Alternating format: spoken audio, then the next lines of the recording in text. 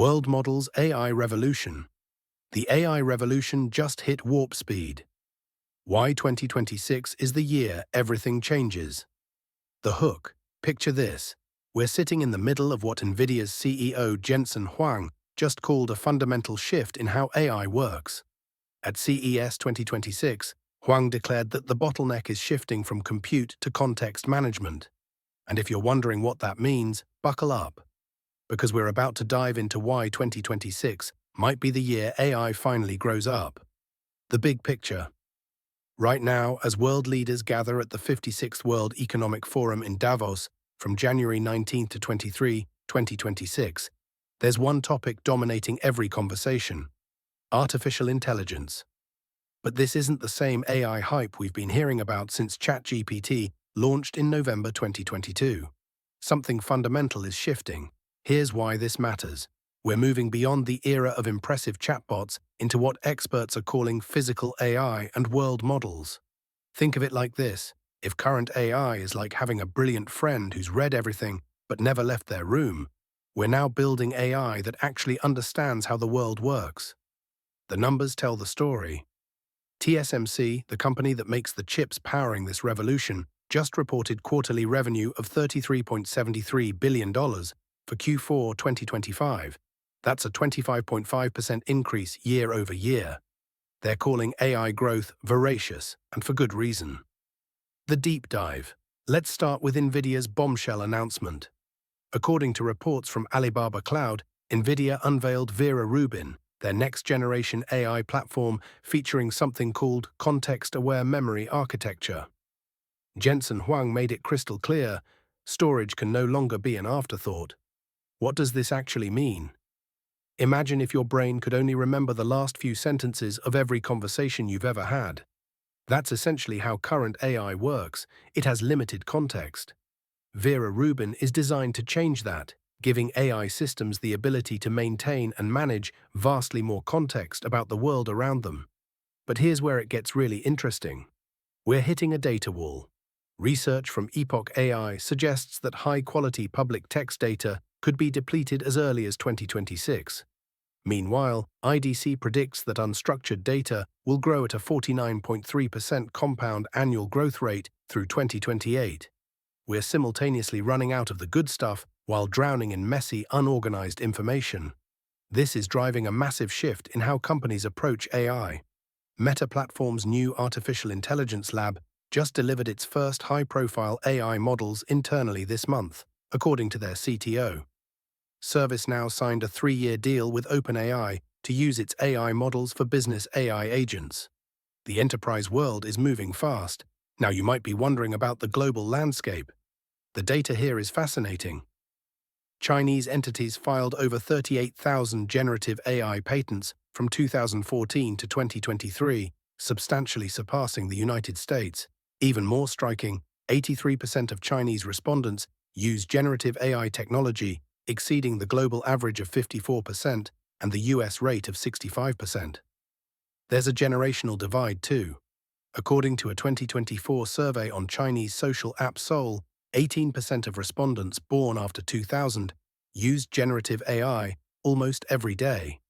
This isn't just about technology adoption, it's about a fundamental shift in how an entire generation interacts with information. Different angles. The conversation at Davos reveals some fascinating tensions. India's IT Minister Ashwini Vaishnaw pushed back hard against IMF remarks describing India as a second-tier artificial intelligence power. Meanwhile, the International Monetary Fund's Kristalina Georgieva warned of a tsunami hitting the labor market regarding AI's impact. This brings us to one of the most provocative statements coming out of the forum.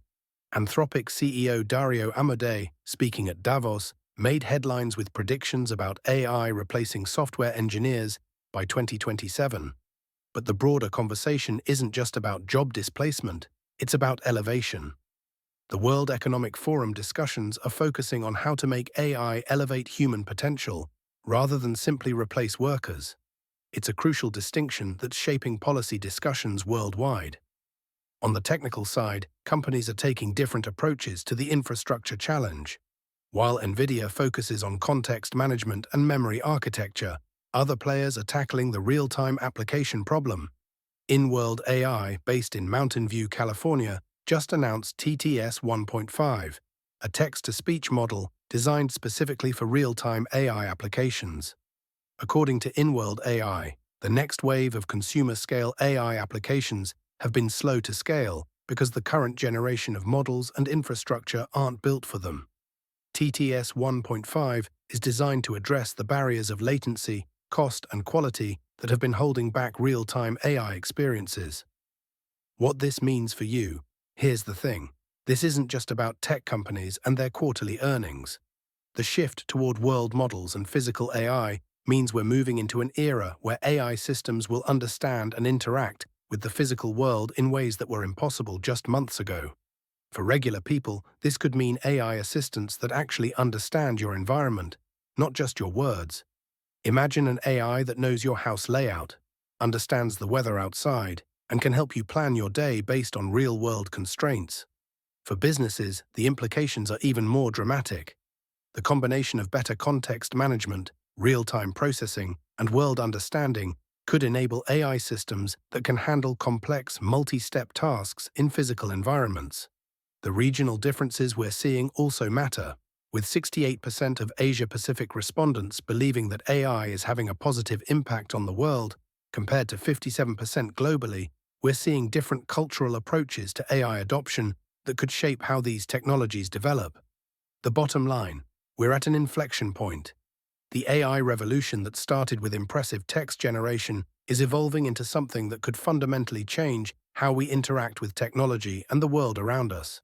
The combination of NVIDIA's context-aware architecture, the looming data shortage, and the push toward real-time applications suggests we're moving from the "wow, that's cool" phase of AI into the "this is actually useful" phase. As one expert noted, a lot of cutting-edge AI has filtered into general applications, often without being called AI, because once something becomes useful enough and common enough, it's not labeled AI anymore. We might be approaching that tipping point faster than anyone expected. The question isn't whether AI will transform how we work and live, it's whether we'll shape that transformation thoughtfully. The conversations happening in Davos right now could determine whether we get the tsunami Georgieva warned about, or the human potential elevation that forum participants are advocating for. Keep watching the infrastructure plays, the regional adoption patterns, and most importantly, how quickly these world models move from research labs to real applications. 2026 is shaping up to be the year AI grows up, and that changes everything.